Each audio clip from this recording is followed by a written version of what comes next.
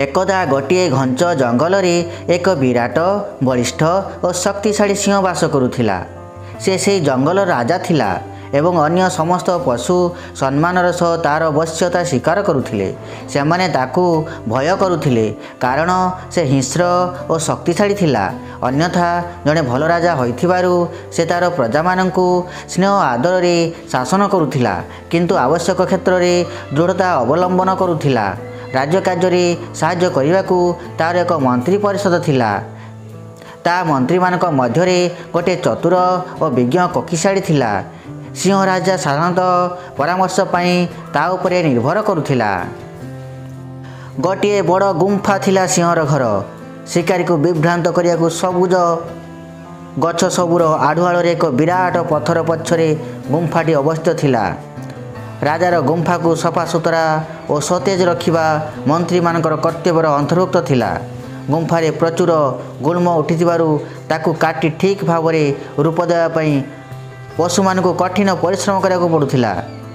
ककिशाळ एही काम पई झिंक मानकु सामयिक भाव नियुक्ति देइथिला। झिंक गुड़िक बगीचा सफा कराड़ी भावे बेस जनाशुना। सेमाने गुंफा को सफा सुतरा और ठीक ठाक कर रखिले। दिने सिंह जेतेबेले कामरू फेरिले से अति क्लांत थिला। तरबर होई टिके गड़ी पड़ी विश्राम नेबाकू जीवा समय भूल वशतः से तार पंझा गोटे झिंक उपरे पकाईदेला। झिंक मानक देहरे बहुत मुनिया काठी थाए। केतोटी मुनिया काठी सिंहर पंझारे फोड़ी होईगला। ता पंझारे भीषण जंत्रणा हैला। सिंह भीषण भावे रागिगला। से तलक जाई देखिला देह सारा कंटारे भर्ती केतोटी कुत्सित जीव गुरुंडुछंती। अतिश्रय क्रोधरे से तार हिताहित ज्ञान हराई बसिला। सिंह गर्जन करी उठिला, तुमे माने किए? मो गुंफारे कौन करुछ? किछि समय पूर्वरु मरण मुहरु बंचिथिबा बिचरा झिंक कई कई होई कहिला, मणिमा आम्भे माने अति दुखित। आम्भे माने झिंक आपणक गुंफा सफा कराड़ी। सिंह गर्जन करी उठिला, तते एटा किए आनिछि? जदि जीवन को भल पाऊ तेबे शीघ्र पारू मो जंगल बाहरी जाओ। तो भली कुत्सित जीव मानकु मारी मु मोर शक्ति नष्ट करिया चाहू नाही। सिंह निर्देश देला, मंत्री मंत्री एठाकू आस। मो चाहूँची एही जीव खूब शीघ्र मो जंगल परित्याग करू। ककिशाळ सम्मान प्रदर्शन पूर्वक उत्तर देला, किंतु मणिमा आपणक गुंफा सफा करिया पई ताकू भड़ारे आनी अणा जाइछि एवं से ता कार्य पूरा धुरंधर।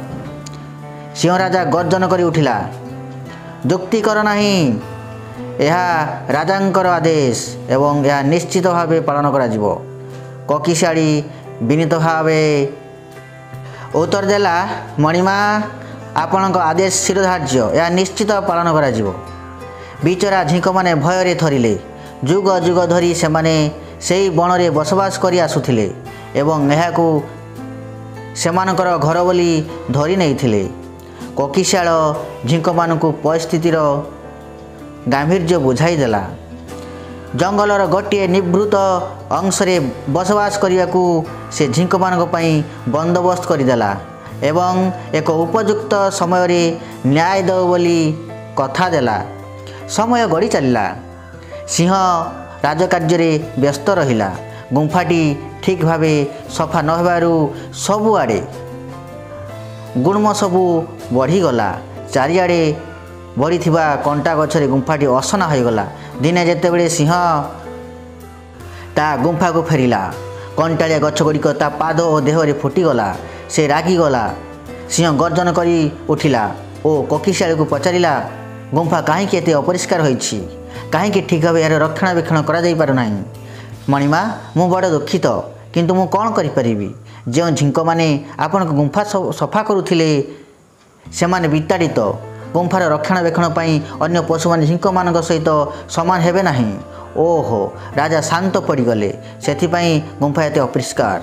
ଝିଙ୍କମାନେ ଏତେ ଦରକାରୀ ମୁଁ ଆଗରୁ ଏହା କେବେ ଅନୁଭବ କରିନଥିଲି। ସେମାନେ ଅଦରକାରୀ ଓ କୁତ୍ସିତ ଜୀବ ବୋଲି ମୁଁ ଭାବୁଥିଲି। ସିଂହ ଚିନ୍ତାଶୀଳ ଭାବରେ ମନ୍ତବ୍ୟ ଦେଲା, ଆଜ୍ଞା ମଣିମା, ଈଶ୍ୱର ବିଷୟରେ ପ୍ରତ୍ୟେକ ଜୀବଙ୍କୁ କିଛି ନା କିଛି ଉଦ୍ଦେଶ୍ୟ ରଖି ସୃଷ୍ଟି କରିଛନ୍ତି। ସଂସାରରେ ପ୍ରତ୍ୟେକଙ୍କର ଏକ ଉପାଦେୟ ଭୂମିକା ଥାଏ। ଆମ୍ଭେ ପ୍ରତ୍ୟେକଙ୍କୁ ଶ୍ରଦ୍ଧା କରିବା ଉଚିତ। କୋକିଶାଳ ଉପଦେଶ ଦେଲା। ମୁଁ ଏବେ ଉପଲବ୍ଧି କଲି, ମୋର ଦୁର୍ବ୍ୟବହାର ପାଇଁ ମୁଁ ଦୁଃଖିତ। ସଙ୍ଗେ ସଙ୍ଗେ ଝିଙ୍କମାନଙ୍କୁ ଡକାଇ ପଠାଅ। ସିଂହରାଜା ଦୂରଭାଷୀ ଭାବେ ଆଦେଶ ଦେଲା। ତତ୍କ୍ଷଣାତ୍ ଝିଙ୍କମାନଙ୍କୁ ଡକାଗଲା। ସିଂହରାଜା ସେମାନଙ୍କ ନିକଟରେ ଦୁଃଖ ପ୍ରକାଶ କଲା ଓ ନିଜ ରାଜ୍ୟକୁ ଫେରିଆସିବାକୁ ସ୍ୱାଗତ କଲା। ସେମାନେ ପୁନର୍ବାର କାର୍ଯ୍ୟ ଆରମ୍ଭ କରି ଖୁସି ହେଲେ।